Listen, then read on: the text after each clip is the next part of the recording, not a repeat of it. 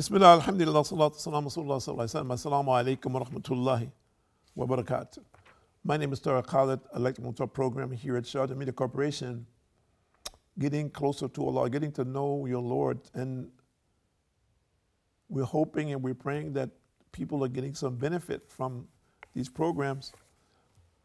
And it's helping them to bridge gaps in their lives.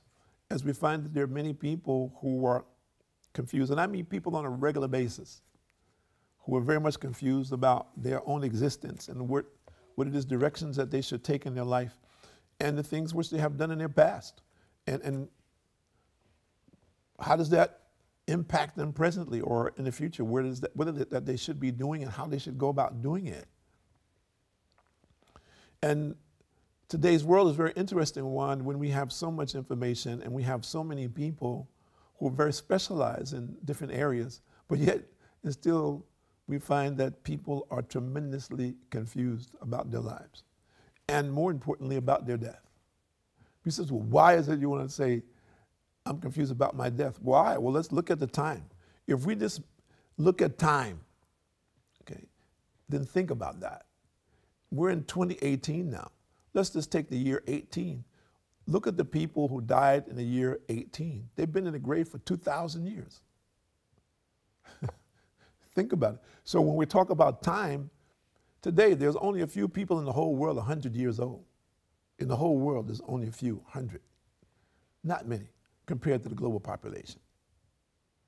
So if we look at those people now who are in the grave for 2,000 years, if they didn't understand anything at all about the reality of the grave, they thought, well, man, you know, I'm just having a good time out here. I'm enjoying my life. Everything is, and we find a lot of people saying this these days.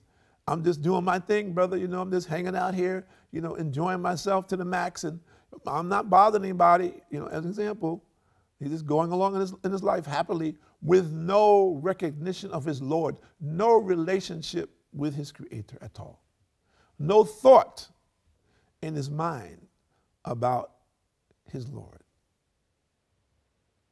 So if we would look at it from that perspective, then those people who were like that 2,000 years ago are in very serious trouble. Sure, we can say 2,000 years ago, there were not that many people on this earth as there is now. And of course, the kind of information that's available to people today was never available before in the way that we see it today.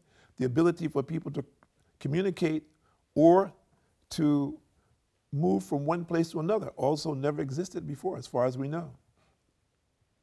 So the world literally has become a smaller place. Physically is not smaller, but just, when we say literally, means the means of going from one place to another and communicating has changed it completely. We need to look at ourselves and see, have we changed?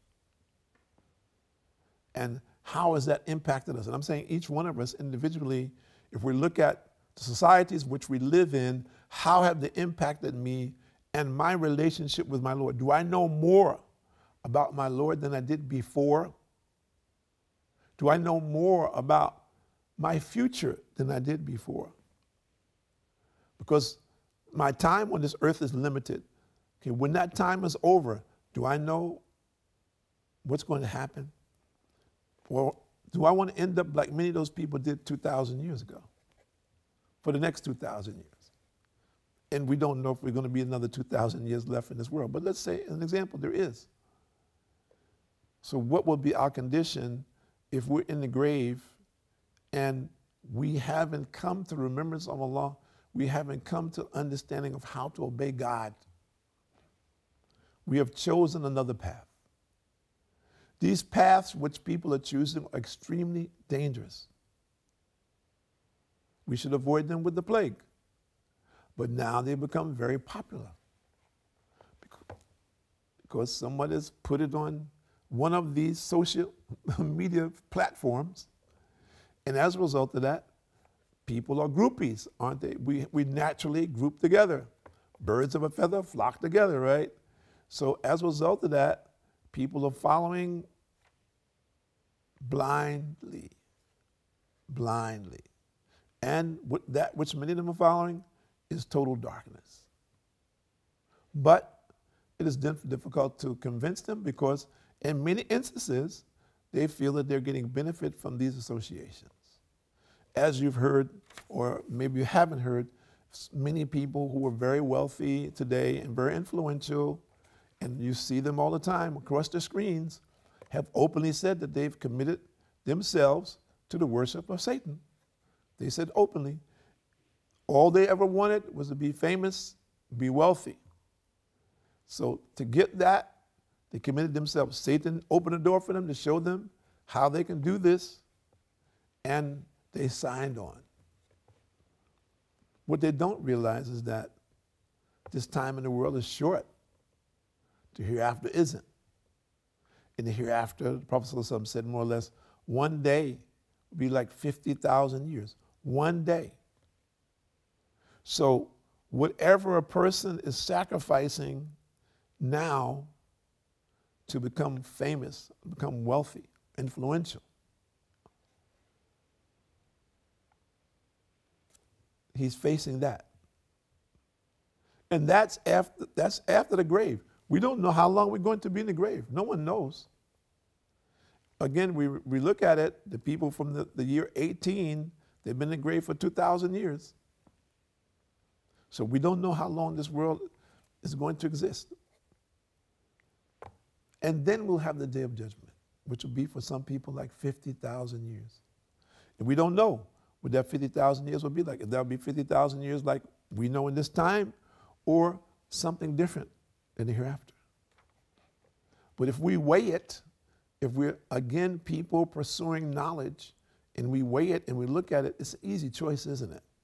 Isn't it an easy choice to say, listen, I know maximum, I got 100 years in this world. Allah knows best, maximum. So, I better stock up for my hereafter. I'll do what I have to do in this world, but I'll try to control myself so that I stay focused so that I can get the maximum benefit in the hereafter. So I'll do something in this world, but also I'll remain conscious of what's the hereafter. And I'll continue to send things ahead. And the Prophet ﷺ, he said more or less, all that you own belongs to someone else, except that which you use, okay, and that which you send ahead. Meaning that when you leave this world, whatever you have, it will belong to someone. Whether you've had a will or not, someone else will get it, whether it's big or small. And the real benefit is, okay, you've had these things, you've used it, so you got benefit from it in this world. But more importantly, you have consciously done acts with the intention that this will benefit you in your hereafter.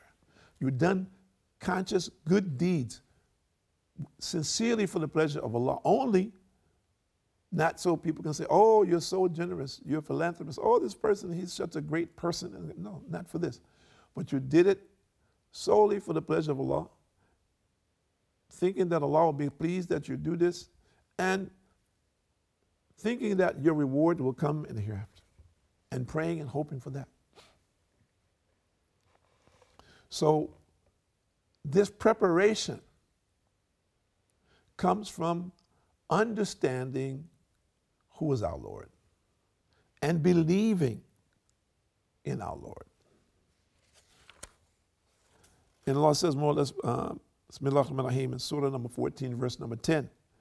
Their messenger said, is there any doubt concerning Allah, the creator of the heavens and earth? He invites you to the true faith that he may forgive you your sins and respite you until an appointed time. They said, you are but men like us. And these are warners who came to people down through the ages. This is what they're speaking of. People who came to warn the people, the prophets, the messengers. Common people like us who are saying, listen, pay attention, there's no more prophets coming. Okay, listen to the good word. Pay attention to this. Take heed. Don't get caught up in your desires. Just satisfying your desires. If you think about it, I don't know who's looking at us today or where you're looking, where it is that in the world, but we've seen so many places who have, for lack of a better description, evolved into this modern society. And there are many things which were not there not very long ago, which are present. Like this particular vehicle which you're watching. And I always ask people, I says, where you live, let me ask you a question. Where it is that you come from? Even if it's in a simple place, in a village or somewhere. The invitation that you see regularly on the streets, on the roads, I'm not talking about in your house. Once you go outside your house, what invitation are you receiving? Are you receiving an invitation to obey Allah, to know who is Allah? Or are you being programmed to follow your desires? And most people says, well, if you make a comparative analysis, I come from a village, but if you make a comparative analysis from how it was not so very long ago, most of our programming is to take us away from the remembrance of God and to busy us with other things.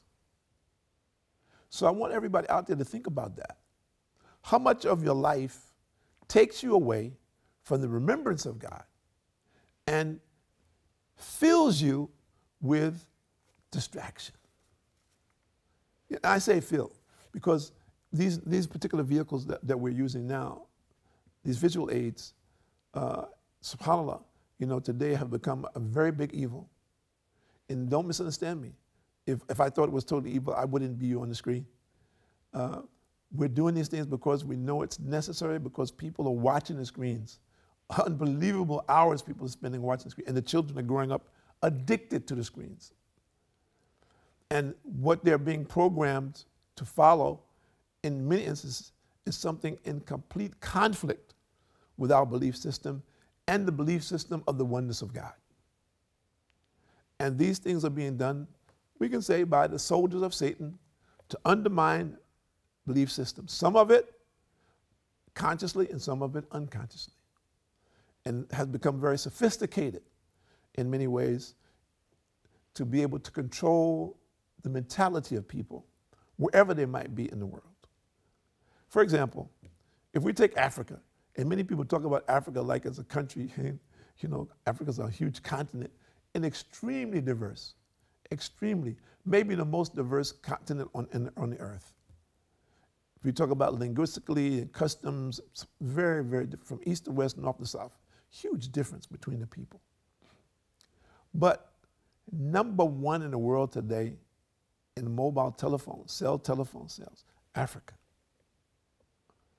Africa.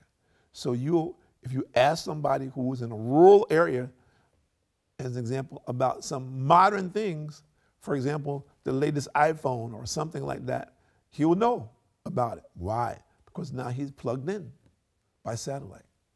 Whereas not so very long ago, he may have a clue about what you were talking about. Or somebody living out in the desert, or someone living in the Sahara, or someone living in the Amazon jungle. This has changed the whole world. But we need to look at in what manner has it changed. Is it beneficial or is it harmful? In Surah number 2, verse number 152, Bismillahirrahmanirrahim, Allah says, therefore remember me, I will remember you. Give thanks to me and reject me not. Remember me and I will remember you. Give thanks to me and reject me not. Give thanks. Allah is saying first, praise Allah, give thanks to him, reject him not. This is extremely dangerous. Rejection of Allah. What does that mean? Who will protect you? Think about it. If Allah relieves you of his mercy, what would be your condition? If you were really alone, people think they're alone, but they are not. If you can see, this is a mercy from Allah. If you have food to eat, it's a mercy from Allah. If you can walk, it's a mercy from Allah. If you can talk, if you don't believe, if you can hear, if you have the ability to reason, if you have the ability to make contributions to society, this is all from Allah. If you don't believe it, ask someone who doesn't have this capability how much they wish they could. Just that simple thing. Sit with someone who cannot see Ask him how much he would just like to see a flower or the sky or the moon. We take it for granted. A person who can't talk, how much he would just like to have a simple conversation. Because we take these things for granted because we're very fortunate. We don't see this as good fortune. We see it as normalcy. This is normal for me. It's not anything special. Why should I thank Allah for this? I was born like this. Millions of people are born like this every day, or every year, I should say, every year. So what's the big deal about it? Well, again, ask the person who doesn't have the capability and see if that changes your mindset, your thinking of how I should put things in perspective, what relationship I should have with my Lord, and that my relationship could change. Suppose Allah takes something away from me. My speech, my hearing, my ability to walk, my ability to talk, my ability to reason. What would be your condition then? Would you be among the people who would beg Allah to return this to you? Or would you be among the people who cursed Allah?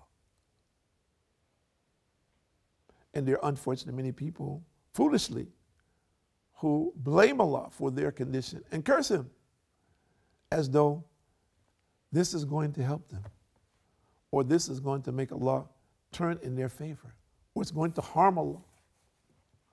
This is foolishness.